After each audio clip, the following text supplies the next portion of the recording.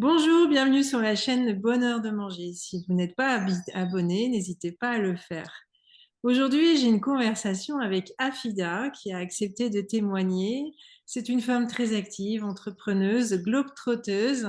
J'ai voulu que Afida puisse témoigner parce que elle est l'exemple typique de la personne qui doit gérer son énergie au quotidien tellement elle a d'ambition, de challenge et de projets.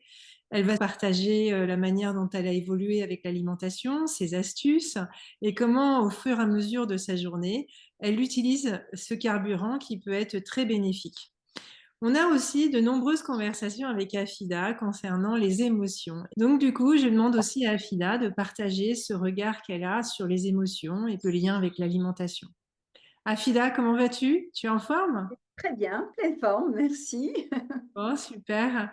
Proposons à nos auditeurs que tout d'abord, on puisse faire connaissance avec toi. Quel est ton lien avec l'alimentation? Quelle est sa place? Et puis, au fur et à mesure, je te poserai des questions, je rebondirai et on avancera au fur et à mesure vers ce bonheur de manger. Alors, comme tu l'as dit justement, Caroline, je suis donc une femme active, j'ai 54 ans.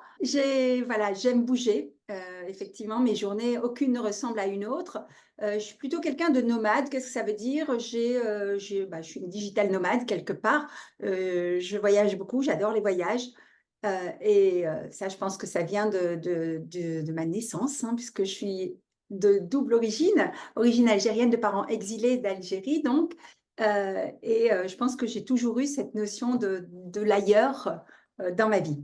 Donc, je voyage beaucoup à la fois pour des raisons professionnelles et personnelles, et ça a forcément une influence sur ma curiosité alimentaire, sur mon mode de vie alimentaire, puisque, comme on le sait, l'aliment est notre médicament, mais aussi notre carburant. Alors, ce qui va être intéressant aussi, tu l'as un peu précisé, tu es d'origine algérienne, enfin mixée. Donc, tu as aussi une relation à la religion qui fait que l'alimentation a une place particulière dans la façon de la pratiquer.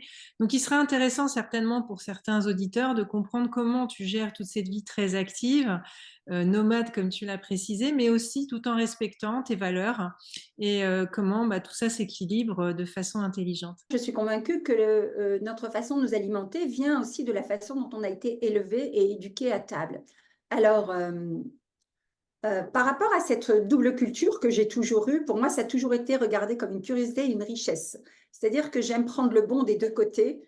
Vous allez voir que à la fois, j'ai tiré beaucoup d'enseignements et je vais vous en partager quelques-uns très pratico-pratiques sur mon éducation qui était une religion musulmane traditionnelle, très traditionnelle, avec des codes, avec le respect du ramadan, etc., etc. Et cetera. Et mon côté européen, on va dire, ouvert à la culture, à la curiosité, à la gastronomie, et aussi le fait de voyager beaucoup, de m'intéresser à plusieurs formes de culture alimentaire. Alors, si on prend numéro un, chez nous, on a toujours une culture de bien manger. Et je vais commencer par une anecdote. Je mange rarement du pain, ou j'achète rarement du pain. Pourquoi? Parce qu'on était une famille de diabétiques. Donc, chez nous, dans la religion, enfin pas dans la religion, mais dans la culture arabe, le pain, c'est un peu notre fourchette. Mm. Donc j'ai été élevée, maman faisait le pain à la maison, du pain avec de la semoule, du très bon pain, mais à la limite, on mangeait plus de pain que de l'aliment à partager, quoi. Ça a été une culture. Et moi, très jeune, très vite, j'ai vu les dérives du pain blanc sur le corps, et notamment le fait de procurer aussi du diabète dans l'alimentation. Et j'ai eu une culture très stricte là-dessus.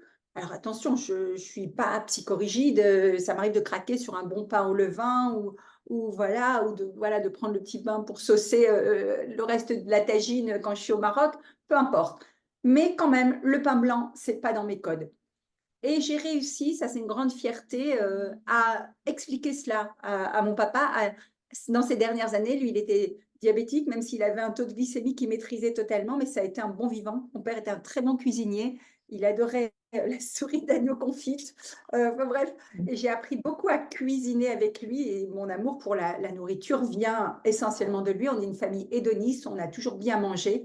Mais par exemple, lui, ma grande fierté, c'est d'avoir réussi à lui expliquer que le pain blanc était néfaste pour lui.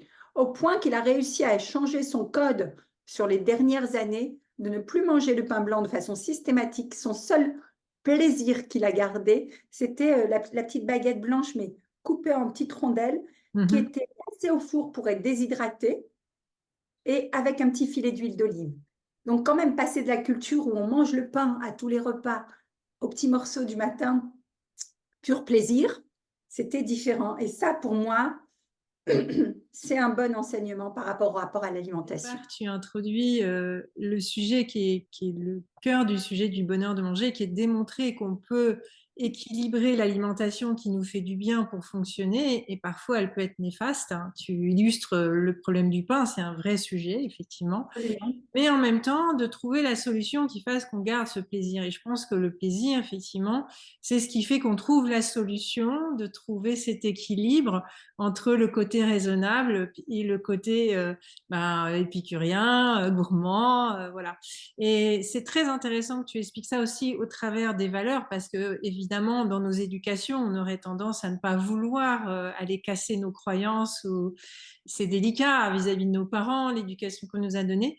Et donc, tu expliques que très progressivement, en expliquant les choses, en testant, au final, ton papa a gardé le plaisir de manger tout en trouvant une solution adaptée. Alors, l'enseignement que je tire de ça, si je peux ajouter, c'est que c'est vraiment c'est l'écoute de soi, l'écoute de ses besoins. Euh, et on le vit tous hein, dans nos familles. Moi, je sais que par exemple, les dimanches, les goûters le dimanche, c'est le pic de glycémie. Moi qui n'ai pas l'habitude de manger du sucre, si je fais un petit craquage ou quoi, je rentre le soir, je suis là. Et souvent, je le dis même chez moi en disant, bah là, bon, le soir, le dimanche soir, finalement, je ne mange pas parce que j'ai fait un bon repas le midi, j'ai fait un petit excès. Je le fais par convivialité. Le piège dans lequel on est, c'est qu'on sent qu'on a le besoin de se conformer à ça. Et s'affranchir de ça, c'est pas toujours difficile parce que on va pas faire plaisir, on mange pas comme les autres, on est différent, on a ceci, on a cela. Enfin, et c'est OK parfois de dire, bon, bah, OK, je craque et j'ai pas envie de batailler. Et OK, non, je suis ferme, voilà, je peux venir, je peux passer un bon moment avec vous, mais je vais, moi, ma grande drogue, c'est l'eau. Je bois pas de soda, je bois pas très rarement de l'alcool, je bois, voilà, je bois de l'eau, je m'hydrate. Mon hydratation, moi, ça, c'est un secret qui fait que je me tiens en énergie.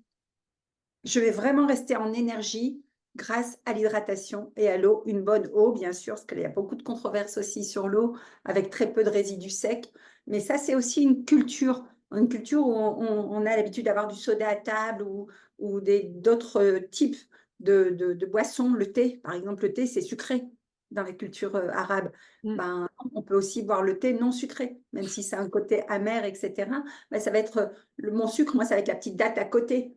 Donc là, ça peut surprendre parfois, c'est dire, bah, non, là, il y a toutes les pâtisseries orientales et tout qui sont là. Oui, oui, ok. Mais je sais très bien, moi, connaissant mon corps, il y a des jours où je vais y aller sans problème. Il y a des jours où je vais surtout pas y aller parce que je sais que je vais avoir un pic de glycémie qui va pas être bon pour moi.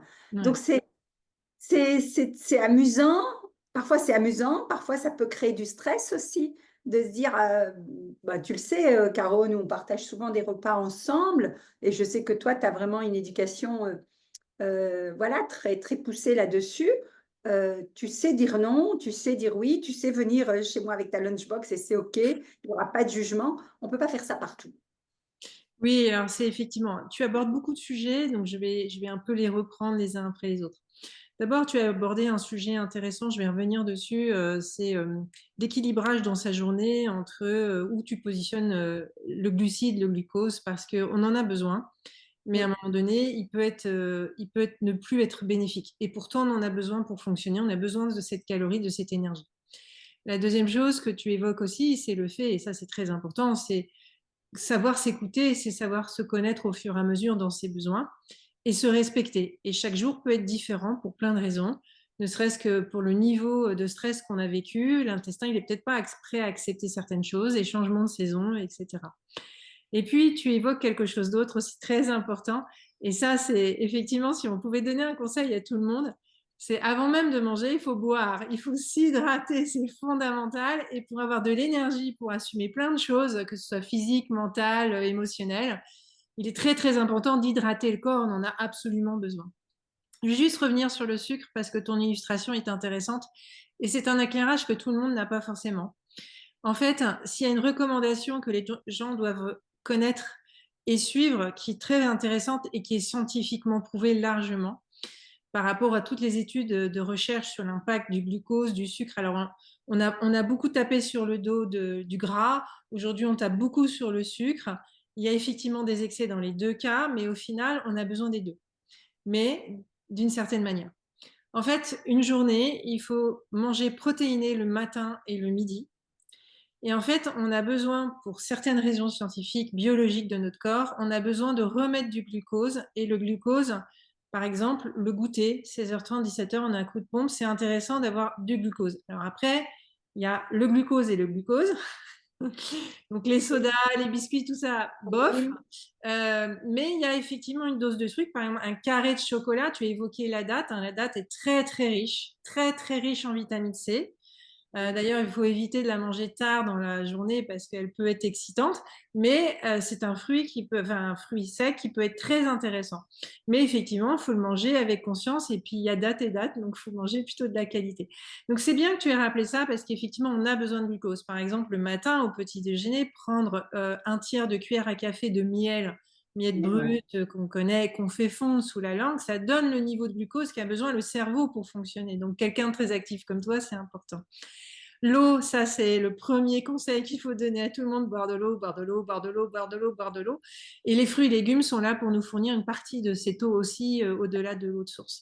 Donc merci beaucoup, mais effectivement, je crois que ton témoignage, il est là, il est intéressant, c'est qu'on sent que voilà, tu gères ta journée et tu évalues en fait comment tu vas jauger. Donc la vie sociale peut être très contraignante et il faut savoir communiquer et gérer. Ça aussi, c'est un sujet intéressant. Tout le monde n'y arrive pas parce qu'on a tendance à culpabiliser. Moi, quand j'ai dû changer d'alimentation pour des raisons vraiment strictes de santé, ça a été un peu compliqué d'entraîner l'entourage, mais il faut savoir l'expliquer. Et puis, la maladresse des personnes au départ, il ne faut pas leur en vouloir, je pense. Je ne sais pas si tu l'as vécu, toi. Oui, et puis accepter qu'ils ne soient pas d'accord, c'est leur choix, c'est leur position. Tout à fait. Il y a 3 points. Moi, par exemple, c'est très anecdotique, mais la plupart du temps, quand je vais au restaurant avec des amis ou autres et que je commande une bouteille d'eau plate, les serveurs nous me l'amènent fraîche. Je la renvoie. Je dis, ben non, désolé, j'ai demandé room temperature, c'est-à-dire à température et non pas fraîche. Il y a cette culture de boire de l'eau fraîche, on ne sait pas pourquoi, alors que c'est très mauvais pour le corps, du Tout moins à très fait. mauvais pour mon corps. Moi, je sais que ça m'irrite les cordes vocales, ça casse tous les sucres de mon alimentation et ça peut me gâcher un repas. Donc, bah oui, le gars, des fois, même les restaurateurs, il a dit, je l'ai ouverte. Bah oui, mais c'est ton problème. T'as qu'à écouter ce que je te dis, mec. Donc, c'est des petites choses où, effectivement, on va être confronté à la société il va nous regarder comme ça et on va être regardé comme un extraterrestre. So what? Ça, peu importe. Et je reviens sur le miel, c'est aussi alors moi le miel, les œufs, les dattes, l'eau, ça par exemple, ça fait partie de Ça, mes c'était quatre quatre déjà astuces. fondamentaux. Ouais, et le miel, ben là pareil, je le dois à mon cher papa, paix à son âme, parce que c'était un apiculteur. Il cultivait pas, il avait une connaissance de l'apiculture qui était énorme, et d'ailleurs une réserve de miel énorme dont on a pu hériter. Et je perpétue ce lien avec le miel. J'ai toujours du très bon miel à la maison. Et si je dois sucrer quelque chose, je vais le sucrer avec du miel, Mm. même parfois un assaisonnement. Je ne vais pas mettre de vinaigre, mais je vais mettre plutôt un peu de citron, un peu de miel, du sel, du poivre, un filet d'huile d'olive. Et voilà, mon assaisonnement de légumes ou de salade va être fait. Donc, des petites choses simples qui vont conditionner le rapport à l'alimentation. Moi, mon rapport à l'alimentation, par exemple, je déteste faire les courses. Je suis très, voilà, parce que je sais que, voilà, j'ai mon point de vue sur les hypermarchés, etc. Voilà, faire consommer, entre guillemets, excuse-moi d'être un peu direct, mais de la merde, voilà, H24, c'est pas mon kiff, quoi. Donc, aller faire les courses, pour moi, c'est rédhibitoire. Je préfère choisir, faire venir un panier local de fruits et légumes ou aller à la petite épicerie du coin et choisir mes bons fruits parce que je sais qu'ils vont être vraiment bons et au minimum infestés de pesticides, même si, bon, à la maison, après, j'ai un rituel aussi pour laver les fruits avant de les consommer. Voilà, c'est des petites habitudes, mais qui, je pense, se changent. Et pour autant, ben, ma vie nomade fait que je dois manger aussi beaucoup à l'extérieur parce que je voyage dans les Oui. aéroports, les machins. Donc, soit je prévois avant, soit effectivement, je vais être sélective dans mes choix.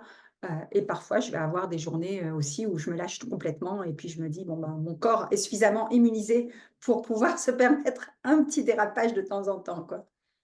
Est-ce que tu peux donner justement des exemples d'expériences concrètes où tu as été en voyage où tu étais en événementiel? Enfin, voilà, comment tu as géré et au-delà de fait de dire bah, des fois je laisse tomber et puis je mange ce qui est à disposition, je regarde pas parce que je me sens capable. Mais dans d'autres situations, quels sont les exemples qui peuvent aider d'autres à s'en inspirer pour avoir un peu le truc et astuce dans les situations où on est très actif comme toi? Alors, je vais prendre 2 exemples. Je vais prendre un exemple, où on est dans des restaurants un peu, voilà, avec, une certaine catégorie de personnes. Puis je vais prendre un exemple de mon expérience du désert que je vis régulièrement. Ça peut être intéressant. L'expérience, donc dans et d'observer aussi comment, entre guillemets, «la meute», les gens qui sont autour de nous se comportent. L'expérience, voilà, je suis en formation dans des hôtels en Suisse ou autres et parfois, voilà, avec l'équipe, on va manger au restaurant et c'est la culture de parfois de la viande, et cetera. Moi, déjà, la viande rouge excite, et deuxièmement, la viande tant que faire se peut, halal. Donc, tu vois, déjà, ça restreint. Et donc là, par exemple, ça a complètement transformé mon rapport à la viande. Donc, s'il n'y a pas ces deux conditions-là, enfin, déjà, la viande rouge, j'oublie, bah, je vais déjà m'auto, entre guillemets, discipliner.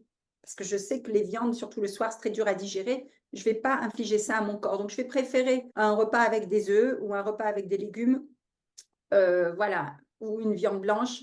Mais ça va être un code. Et oui, ben, tu fais pas comme tout le monde, tu commandes pas ton burger avec tes trucs. Bon, oui, ben, et alors? C'est pas gênant pour moi. C'est Hmm. savoir affirmer sa différence et ses choix. C'est oser en fait sortir du troupeau. Le dessert, pareil, j'ai pas la culture du dessert. Tout le monde va commander un dessert parce que pareil, il y a cette culture inconsciente qui est dans un restaurant, c'est entrée, plat, dessert. Bah non, pour moi, le dessert, c'est pas une option. C'est, voilà, si je veux un entrée plat, pourquoi pas? Un plat me suffit. Donc, c'est aussi, je respecte mon estomac en disant, est-ce que j'ai vraiment besoin d'un entrée plat dessert? Moi-même, j'organise des dîners où je reçois les gens.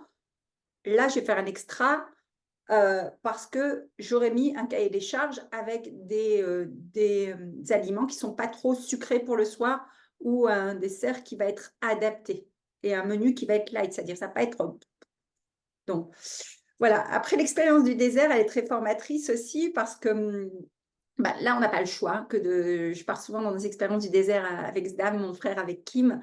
On emmène des gens pendant une semaine. Et donc là, il y a des habitudes alimentaires qui se créent d'office parce que justement, pour que les gens soient en énergie, bien hydratés, en général, il n'y a pas de viande. C'est légumes, voilà, légumes et hydratation maximale, quoi. La réaction des gens au début, c'est oh là là, ben, je vais crever de faim toute la semaine, je vais pas être bien, etc., etc. Enfin bref, toutes les images préconçues, alors que juste en mangeant des légumes, on a toutes les vitamines, les protéines, etc., qu'il faut. Et on est bien, quoi. Et donc, c'est observer comment au fil du temps, les gens voilà, s'habituent à ça. Et moi, pour moi, c'est toujours une semaine de bonheur parce que c'est un peu ma semaine détox où je vais faire full légumes, full hydratation. Et j'adore ces moments-là. Et le dernier jour, à chaque fois, les gens du camp, là, nous font le festin avec le couscous ou les viandes, etc., etc. Bon, bah, ou la tagine magnifique. Bon, bah, là, c'est la journée craquage, comme tout le monde, quoi. Donc, Alors, c'est aussi s'offrir des moments différents et savoir garder son libre arbitre, j'ai envie de dire, par rapport à ça. ce que tu es en train d'expliquer à tout le monde, c'est que, en fait, tu t'es créé des repères Mm. en apprenant au fur et à mesure ce qui te convient. Et en fait, même dans une situation où socialement, ça va être compliqué d'aller à l'encontre de la conformité ou des us et coutumes, tu assumes complètement de respecter ces repères. Mm. Euh, et donc, je pense que pour nos auditeurs, ce qui est intéressant, c'est de se dire, effectivement, pour gérer son énergie au quotidien, l'alimentation, c'est un carburant, mais mettre du diesel dans un moteur d'essence, c'est un peu dommage, quoi. Donc, faut-il encore avoir conscience qu'on est un moteur d'essence et qu'on n'a pas besoin de diesel. Donc, Carrément. avoir ses repères et les respecter, au final, on peut le faire, c'est assez simple. Et ce que tu évoques, c'est que bon, les gens peuvent être un peu interrogatifs ou regarder autrement, mais ils vont pas non plus te juger plus que ça, j'imagine. En tout cas, tu as l'air de bien le gérer. La deuxième chose qui est très intéressante avec ton expérience du désert, c'est cette idée un peu de détox.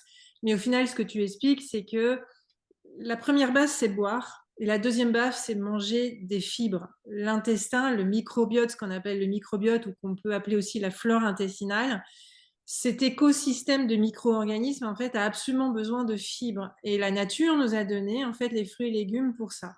Et c'est clair que manger des fruits et légumes, contrairement à ce qu'on pourrait penser aujourd'hui au XXIe siècle, c'est normal, c'est naturel et vital. Et l'expérience que tu évoques sur les personnes qui, en fait, sur le moment, se disent oh, mais si je mange pas de la viande, c'est-à-dire je mange pas de la protéine, mais pour les gens, la protéine, c'est la viande, sachant qu'il y en a dans les légumes, hein, les fruits secs, hein, le pois chiche, les lentilles, les haricots sont très riches en protéines. En fait, c'est effectivement toute une éducation, une vision sociale de l'alimentation. Et en fait, tu l'as très justement dit, quand on mange des légumes, par exemple en entrée sur un plat pour un déjeuner, eh bien en fait, on va déjà avoir une sensation de faim qui est réduite. En fait, manger des fibres, manger des fruits et légumes fait que l'intestin est en train de fonctionner, il est déjà en train, au niveau de neurotransmetteur, transmettre l'information comme quoi il a reçu les nutriments dont il avait besoin.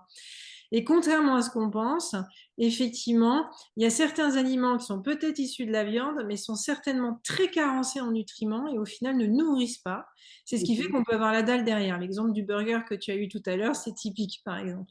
Donc, c'est très intéressant que tu expliques ça et faire vivre ça aux gens dans un contexte qui fait que la motivation, elle est peut-être liée à autre chose, mais ils jouent le jeu. Je pense que pour eux, ça doit être vraiment très intéressant derrière de réaliser qu'au final, ils peuvent manger du légume toute la journée et tous les jours et sans forcément crever la dalle, quoi, en fait. Et on raisonne souvent en neurones miroirs, donc on s'observe et là on se voit. Et c'est ça qui rassure et qui peut faire changer le comportement et lever un petit peu tous les a priori qu'on peut avoir, quoi, tout simplement. Hein.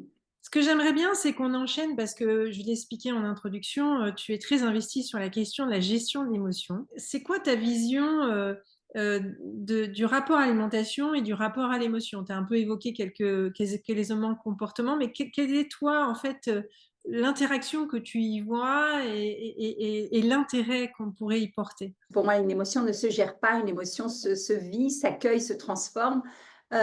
Juste déjà, je voudrais revenir sur cette définition de la nourriture. Dans ma culture, c'est la culture partage. Donc, les moments de partage, c'est des moments émotionnels. Donc, forcément, quand on mange, on partage une émotion autour d'une table, que ce soit avec des amis, que ce soit avec sa famille, que ce soit lors d'une fête. Les repas vont être plus ou moins, on va dire, copieux ou pas, orientés ou pas, voilà.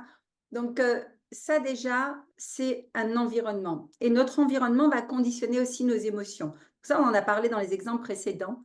J'ai envie de dire que l'humain, on mange nos émotions aussi. Mm. En fait, quand on observe quelqu'un dans sa façon de manger, dans sa façon, moi-même, et j'ai commencé par m'observer moi avant d'observer les autres, mais quand j'accueille les gens en coaching et que je fais le dîner ou le déjeuner avec elles, déjà là, je lis sa façon d'être émotionnellement. Et en fait, moi-même, par exemple, je mangeais très vite à l'époque. J'avais comme c'est voilà, je me nourrissais pour vivre et j'ai appris à vivre pour manger, on va dire. Tu vois un peu la nuance. Donc l'idée, c'est de se dire comment je mange, à quelle vitesse je mange. Moi, j'ai appris à ralentir, à mâcher mes aliments. Tu parlais tout à l'heure de satiété, le fait, la mastication, par exemple, ça, c'est un élément qui va permettre d'entrer en satiété, de donner l'information. D'ailleurs, il y a une nutrithérapeute que j'ai accompagnée tantôt et qui disait très, très justement, bois tes aliments et mâche ton eau. Ça veut dire que minimum 40 mastications permet de rendre une bouchée de légumes ou autre liquide. Et d'ailleurs, ça a un goût complètement différent. Et de prendre le temps de boire aussi avec ce qu'on appelle le spoiling. En Inde, on fait beaucoup le spoiling avec les huiles dans la bouche pour nettoyer et pour aller activer tous les nutriments qu'on a dans la bouche et les ingérer. Donc ça, c'est très, très important. Alors, j'ai juste envie de dire que parfois, on a des compulsions alimentaires ou des addictions au sucre ou autre qui sont le reflet un peu de ce qui se passe à l'intérieur de nous. On dit les intestins, c'est le cerveau émotionnel quelque part. Donc, forcément, quand on parle d'alimentation, on ne peut que relier à émotion. Mais émotion, ça veut dire aussi mettre en mouvement. Donc, ça veut dire que se nourrir, c'est aussi accepter qu'il y a tout un circuit et un mouvement, une transformation qui va faire que ça va se transformer et ça va nous apporter des choses ou nous bloquer dans certaines catégories, quoi. C'est très précieux tout ce que tu as exprimé. Et évidemment, ça fait plein d'échos. Euh, il y a un lien évident entre ce qu'on mange et nos émotions et ce qu'on mange peut provoquer des émotions, mais les émotions peuvent provoquer aussi une réaction inflammatoire de l'intestin. L'autre chose que tu évoquais, effectivement, c'est ce comportement, c'est-à-dire ce qu'on appelle les troubles comportements alimentaires, où on voit quelqu'un, la manière dont il mange, ben, en fait, on voit que c'est sa manière d'être sur le moment et de ressentir. Et c'est des signaux très, très importants, intéressants à repérer. Et c'est clair que par rapport à ça, on s'en rend pas compte, mais tu le disais bien pour toi, et je connais cette anecdote parce que j'étais comme ça avant, c'est que pris dans la frénésie de la vie, en se disant j'y vais, je fonce, je suis en survie, voilà, pop pop, faut que ça speed. Bah, clac, clac, clac, clac, je mange, donc je gobe, je gobe, je gobe. Et en fait, une des choses que moi j'ai découvertes effectivement dans mon changement alimentaire, c'est que le fait de mâcher est juste essentiel sur le plan biologique aussi. Tu l'as bien décrit. La mastication est essentielle pour aider à la digestion. Elle permet de bien distribuer, elle permet de bien préparer toute cette industrie absolument incroyable qu'est l'intestin qui démarre en fait du palais et qui va jusqu'à l'évacuation. Et le fait de savoir mâcher est un élément essentiel. Et c'est vrai que observer les gens qui gobent comme nous, on a pu le faire, hein, bouffer, enfin voilà, c'est un signe de stress très important. Moi, je me suis rendu compte qu'à l'époque, je pouvais être dans un taux d'anxiété important. Et en fait, si j'avais su observer à l'époque que ma façon de manger était déjà un signal faible de cette anxiété, ça aurait peut-être été mon lanceur d'alerte. Aujourd'hui, ça l'est. Je sais mieux le repérer, mais avant, je n'avais pas mon système de lanceur d'alerte, en fait. Donc, c'est très intéressant. Euh, on a un petit peu un timing qui nous sert et je pense qu'on pourrait avoir d'autres conversations et certainement on en fera d'autres parce qu'on a un projet en commun qui fait qu'on voudrait associer le cœur et l'émotion pour mettre un peu le cœur sur la table.